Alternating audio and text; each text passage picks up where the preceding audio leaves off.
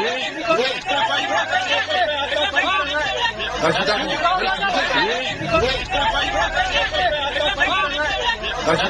my goodness, what's happening in Balochistan? क्या हो रहा है बलोचिस्तान में, क्या हो रहा है कोयटा में? तो मैं जर्नैली आला से कहूंगा कि मर्द का बच्चा होता ना तो मर्दाना वार शिकस्त तस्लीम कर लेता कि एक निहत्ते बंदे ने तेरी सारी बंदूकें, तेरे मिसाइल, तेरे टैंक सब तूक दिया है उनके ऊपर। अम्मी मेरा मजाक है, कोई मजाक ही है ये पाकिस्तान के साथ मजाक है। You become a bloody joke. अब अंदाजा करें कि ये आपको लग नहीं रही, ये तो मुझे धुरंधर की मूवी का वो लग रहा है स्क्रिप्ट। मुझे लग रहा है कि धुरंधर मूवी चल रही, इतनी कत्लो गारत गरी और इतनी मारा मारी, इतनी मार कुटाई।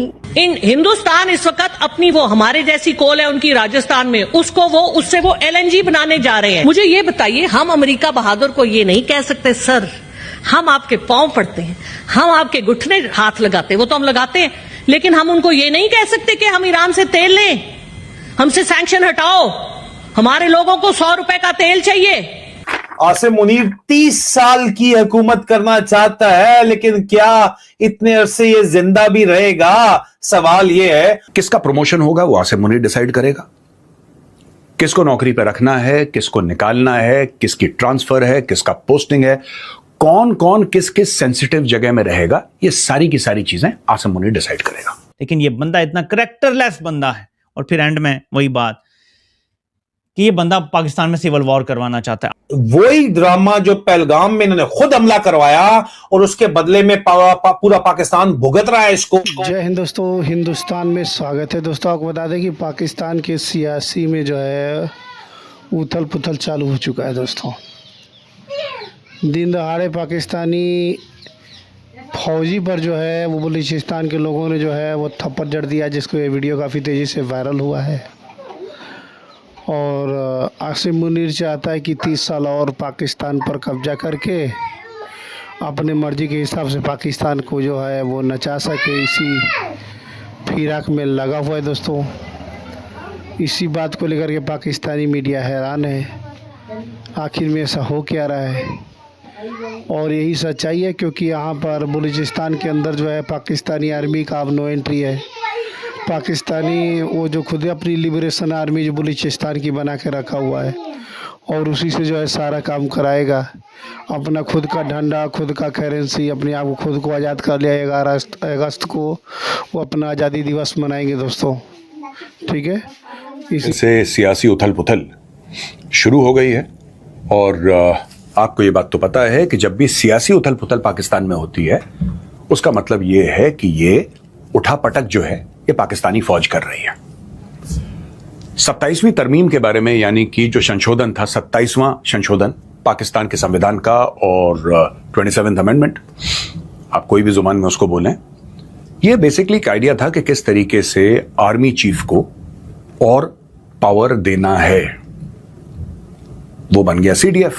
मैं बात कर रहा हूं आसिम मुनीर की। तो आसिम मुनीर, जनरल आसिम मुनीर को फील्ड मार्शल आसिम मुनीर बनाया गया। और अब पार्लियामेंट में, अब ये देखिए ना, आर्टिकल 243 है ये पाकिस्तानी कॉन्स्टिट्यूशन का, जिसको अमेंड किया गया। Article 243 of the Pakistan constitution, जिसको अमेंड किया गया। अब क्या हुआ है कि पार्लियामेंट के अंदर इस चीज को पास कर दिया गया। पास क्या किया है दोस्तों? एक फॉर्मलाइज्ड ऑपरेशनल स्ट्रक्चर। ये फॉर्मलाइज्ड ऑपरेशनल स्ट्रक्चर क्या है? चीफ ऑफ डिफेंस फोर्सेस, यानी कि he is the boss of the defence forces. आप ये बात समझ लीजिए, he is the chief of the defence forces, जो कि पहले से चलता आया है। पार्लियामेंट ने उसको कर दिया रेटिफाई।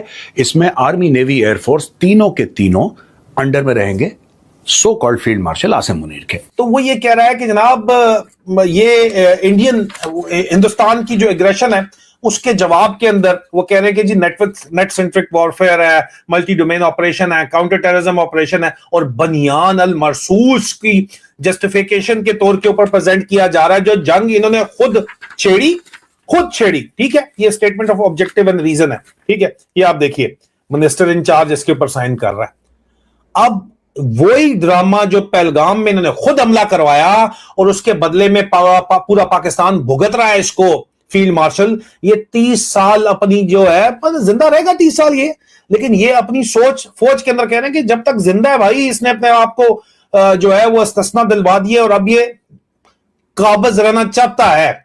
और ये बहाना फिर बनाया जा रहा है इंडिया के साथ, इंडिया को बहाना बनाया जा रहा है, बनियानुल मरसूस का नाम दिया जा रहा है। आर्गुमेंट ये दिया जा रहा है कि रीसेंट ऑपरेशन ने इंटीग्रेटेड कमांड की इफेक्टिवनेस को डिमॉन्स्ट्रेट किया। ठीक है, ठीक है, ज्वाइंटनेस जो है वो मॉडर्न वॉरफेयर की जरूरत है, हम मानते हैं, ठीक है, लेकिन ज्वाइंटनेस और अनचेक्ड कंसंट्रेशन ऑफ अथॉरिटी एक चीज नहीं है भाई।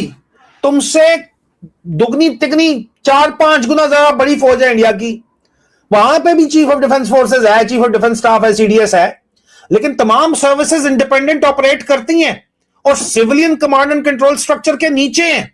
मगर जिस लेवल के ऊपर पावर कंसंट्रेट की जा रही है उस पर सवाल बिल्कुल बहुत ज्यादा सीरियस है। ये मैंने एक चार्ट बनाया है, मैं कोशिश करूंगा कि इसको डाल दूं आपको समझाने के लिए। इतनी इस जो चैनल है at soldier speaks reloaded, soldier speaks Adil Raja की पोस्ट के अंदर मैं डाल दूंगा। लेकिन बात यह है पाकिस्तानियों कि असल मसला आसिम मुनीर से भी ज्यादा बड़ा है। प्लीज खुदा का वास्ता समझने की कोशिश कीजिए। आज आसिम मुनीर है, कल कोई और होगा। कानून शख्स देखकर नहीं बनाना चाहिए। इदारों को इस अजम्पशन पर डिजाइन नहीं किया जाता कि कुर्सी पर बैठा हुआ शख्स हमेशा अच्छा होगा। और यह तो आपको पता ही है, मुनीरा मिस्त्री जो है वो यजीद वक्त कहलाता है। इदारों के लिए, इंस्टीट्यूशंस के लिए चेक्स और बैलेंसेस बनते हैं कि अगर कोई गलत शख्स उसके ऊपर बैठ जाए तो वो कितना डैमेज करेगा। और अगर आप एक ऑफिस को इतना ज्यादा एनॉर्मस अथॉरिटी दे देते हैं कॉन्स्टिट्यूशन के अंदर, तो फिर सवाल आसिम मुनीर का नहीं रहता, सवाल प्रेसिडेंट का बन जाता है। आज जो पावर एक आदमी के लिए कन्वीनियंट लगती है, कल वही पावर पाकिस्तान के लिए अजाब बन सकती है। पाकिस्तान की आर्म फोर्सेस किसी एक जनरल की जाती जागीर नहीं है। पाकिस्तान आर्मी किसी फील्ड मार्शल की प्राइवेट कंपनी नहीं है। एयरफोर्स और नेवी किसी शख्स के सबऑर्डिनेट कोऑपरेशंस नहीं है। ये पाकिस्तान की आर्म फोर्सेस हैं। इनका मकसद मुल्क का दिफा करना है, किसी शख्स की पावर को दायमी इटर्नल बनाना नहीं है। जॉइंट दोस्तों को बता दें, इनकी औकात जो है अब अमेरिका बहादुर भी दिखा दिया है। पाकिस्तानी सियासी में चल रहा है, पार्लियामेंट के अंदर जो है बातें चल रही है दोस्तों की अमेरिका बहादुर जो है इन लोगों पर पाबंदी लगाया हुआ है। वो लोग जो है 100 रुपये में जो है डीजल खरीदना चाहते हैं, लेकिन ये मिल नहीं रहा है। ये पाकिस्तान के पार्लियामेंट से आवाज़ आ रही है। आप लोगों ने वीडियो में देखा भी होगा किस तरीके से बातें चल रही थी कि हम जो है 100 रुपये में डीजल खरीदना चाहते हैं, लेकिन जो है वो अमेरिका के दबाव की वजह से जो है ये ईरान से तेल नहीं खरीद पा रहे हैं दोस्तों।